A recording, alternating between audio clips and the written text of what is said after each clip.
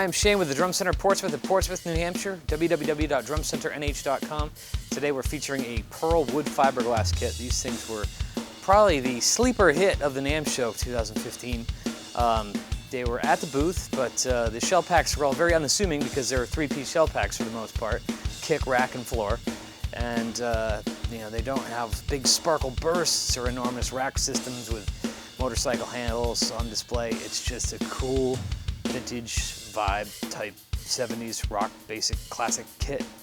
And I just remember looking over and saying, "What's that?" And it was these kits. And the badge looked very familiar.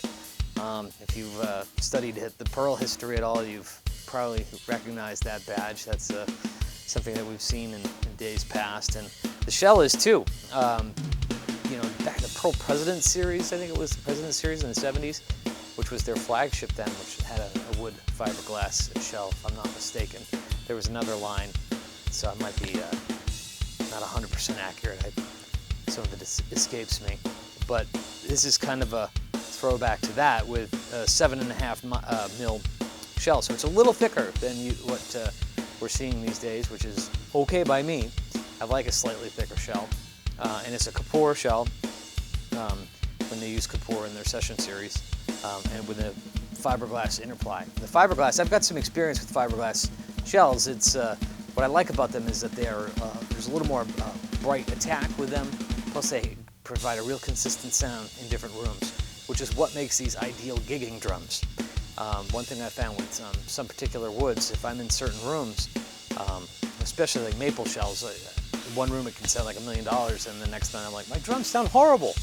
And the fiberglass sort of makes that a little more even. So if you're in a cafeteria or if you're in a stadium, it's going to sound a little bit more consistent. They have rounded edges on the bass drum on this kit, which is kind of cool because it makes for a very forgiving bass drum sound that we've muffled a little bit.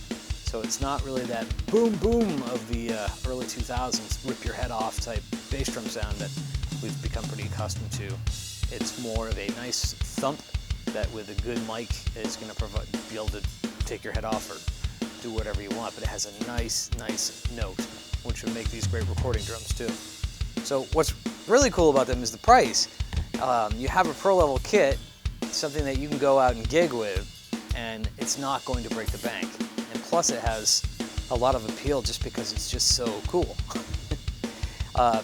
With this kit, we were playing the Sensitone Brass, which to me is one of my favorite snare drums in the shop, the Sensitone Premium Brass with that patina finish. Of all the drums we have in the shop, if I had to pick, and I get this question every day, and I always answer it differently because it's, well, tastes changed, right? Tastes do change, but this is the go-to brass snare drum to end all brass snare drums. It's just the regular Sensitone Premium 6.5. Some of you may be surprised to hear me say that, but whenever I play this drum, I'm like, oh my God, it really does everything a brass drum should do. So we have some A Zildjians with it, 23 Sweet Ride at 19 Thin Crash, and some A Master Sound 14s. Nice classic sound to round out the kit. I hope you enjoy it.